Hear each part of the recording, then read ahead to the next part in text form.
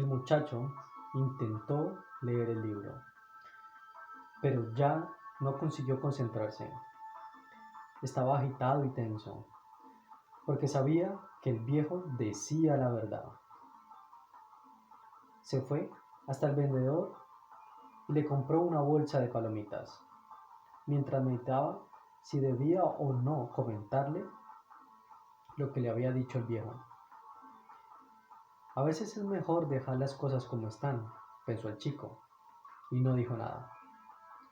Si le contaba, el vendedor se pasaría 3 días pensando en abandonarlo todo, pero estaba muy acostumbrado a su carrito. Podía evitarle ese sufrimiento. Comenzó a caminar sin rumbo por la ciudad y llegó hasta el puerto. Había un pequeño edificio y en él una ventanilla donde la gente compraba pasajes. Egipto estaba en África. ¿Quieres algo?, preguntó el hombre de la ventanilla. Quizás mañana, contestó el chico alejándose. Solo con vender una oveja podría cruzar el otro lado del estrecho. Era una idea que le espantaba. Otro soñador, dijo el hombre de la ventanilla a su ayudante, mientras el muchacho se alejaba. No tiene dinero para viajar. Cuando estaba en la ventanilla, el muchacho se había acordado de sus ovejas y sintió miedo de volver junto a ellas. Había pasado 2 años aprendiéndolo todo sobre el arte del pastoreo. Sabía esquilar, cuidar a las ovejas preñadas, protegerlas de los lobos. Conocía todos los campos y los pastos de Andalucía. Conocía el precio justo de comprar y vender cada uno de sus animales. Decidió volver al establo de su amigo por el camino más largo.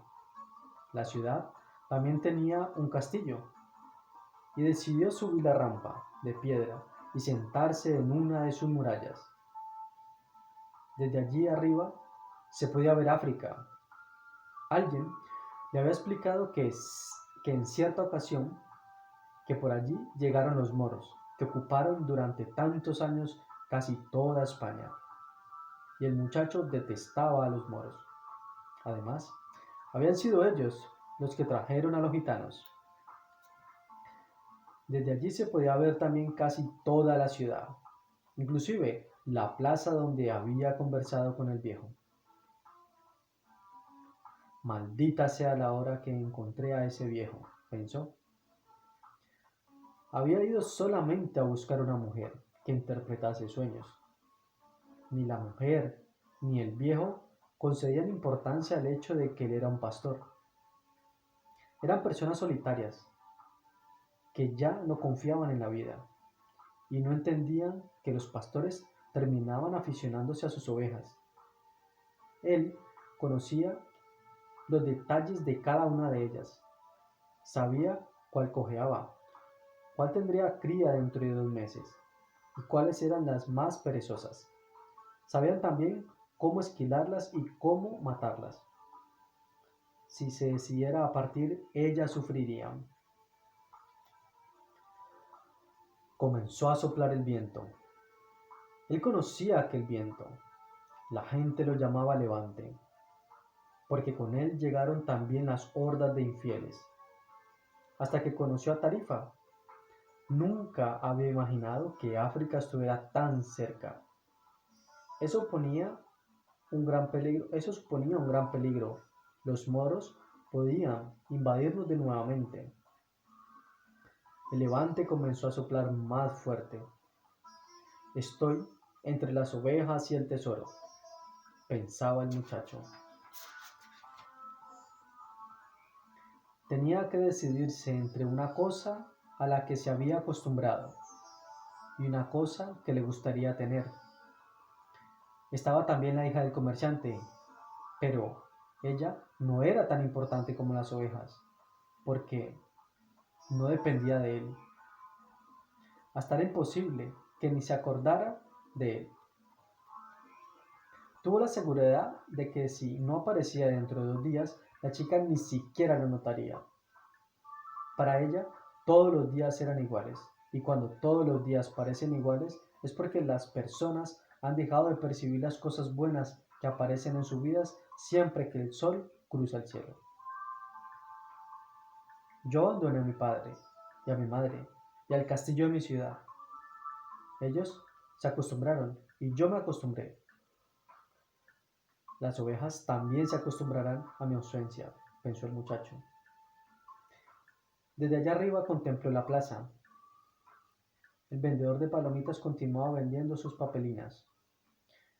Una joven pareja se sentó en el banco donde él había estado conversando con el viejo y se dieron un largo beso. El vendedor de palomitas, dijo para sí, sin completar la frase, porque el levante había comenzado a soplar con más fuerza y él se quedó sintiendo el viento en el rostro. El viento traía a los moros, es verdad, pero también traía el olor del desierto y de las mujeres cubiertas con un velo.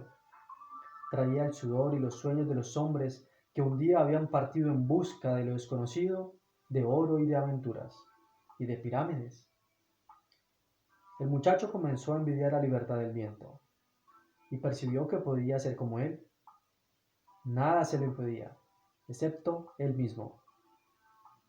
Las ovejas, la hija del comerciante, los campos de Andalucía no eran más que los pasos de su leyenda personal. Al día siguiente, el muchacho se encontró con el viejo a mediodía. Traía 6 ovejas consigo.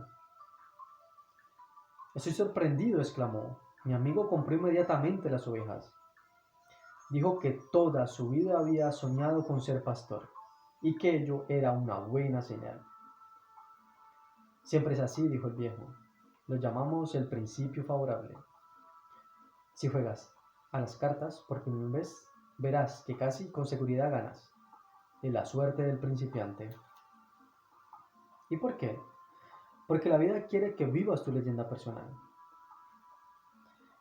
Después comenzó a examinar las 6 ovejas y descubrió que una de ellas cojeaba. El muchacho le explicó que no tenía importancia porque era la más inteligente y producía bastante lana. ¿Dónde está el tesoro?, preguntó. El tesoro está en Egipto, cerca de las pirámides. El muchacho se asustó. La vieja le había dicho lo mismo, pero no le había cobrado nada. Para llegar hasta él tendrás que seguir las señales. Dios escribió en el mundo el camino que cada hombre debe seguir. Solo hay que leer el que escribió para ti. Antes de que el muchacho dijera nada, una mariposa empezó a revoltear entre él y el viejo. Y se acordó de su abuelo, cuando era pequeño. Su abuelo le había dicho que las mariposas son señales de buena suerte, como los grillos, las mariquitas, las lagartijas y los tréboles de 4 hojas. Eso es, dijo el viejo, que era capaz de leer sus pensamientos, exactamente como tu abuelo te enseñó. Estas son las señales. Después, el viejo abrió el manto que le cubría el pecho. El muchacho se quedó impresionado con lo que vio y recordó el brillo que había detectado el día anterior. El viejo llevaba un pectoral de oro macizo, cubierto de piedras preciosas. Era realmente un rey. Debía ir disfrazado así para huir de los asaltantes. Toma, dijo el viejo, sacando una piedra blanca y una piedra negra que llevaba prendidas en el centro del pectoral de oro. Se llaman Urim y Turim. La negra quiere decir sí y la blanca quiere decir no. Cuando tengas dificultad para percibir las señales, te serán de utilidad. Hazle siempre una pregunta objetiva, pero en general procura tomar tú las decisiones. El tesoro está en las pirámides y esto tú ya lo sabías, pero tuviste que pagar 6 ovejas porque yo te ayudé a tomar la decisión. El muchacho se las guardó en su zurrón. De ahora en adelante tomaría sus propias decisiones. No te olvides de que todo es una sola cosa y que sobre todo no te olvides de llegar hasta el fin de tu leyenda personal. Antes, sin embargo, me gustaría contarte una pequeña historia. Cierto Medecaer envió a su hijo con el más sabio de todos los hombres para que aprendiera el secreto de la felicidad. El joven anduvo durante 40 días por el desierto, hasta que llegó allí a un hermoso palacio. Era un castillo en lo alto de una montaña. Allí vivía el sabio que buscaba. Sin embargo, en vez de encontrar a un hombre santo, nuestro héroe entró en una sala y vio una actividad inmensa, mercaderes que entraban y salían, personas conversando en los rincones, una pequeña orquesta que tocaba melodías suaves y una mesa repleta de los más deliciosos manjares de aquella región del mundo. El sabio conversaba con todos, y el joven tuvo que esperar 2 horas para que le atendieran.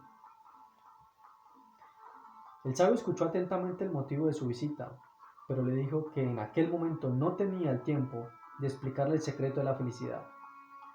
Le sugirió que diese un paseo por su palacio y volviese en 2 horas más tarde. Pero quiero pedirte un favor, añadió el sabio, entregándole una cucharilla de té en la que dejó caer 2 gotas de aceite. Mientras camina, lleva esta cucharilla y cuida que el aceite no se derrame. El joven comenzó a subir y a bajar las escalinatas del palacio, manteniendo siempre los ojos fijos en la cuchara.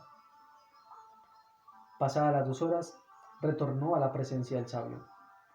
¿Qué tal?, preguntó el sabio. ¿Viste los tapices de Persia que hay en mi comedor?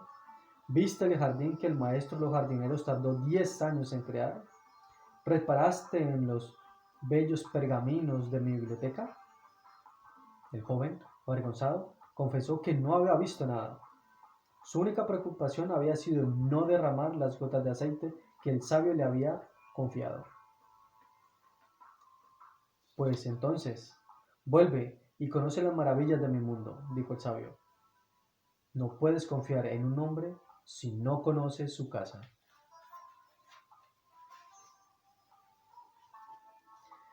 Ya más tranquilo, el joven cogió nuevamente la cuchara y volvió a pasear por el palacio.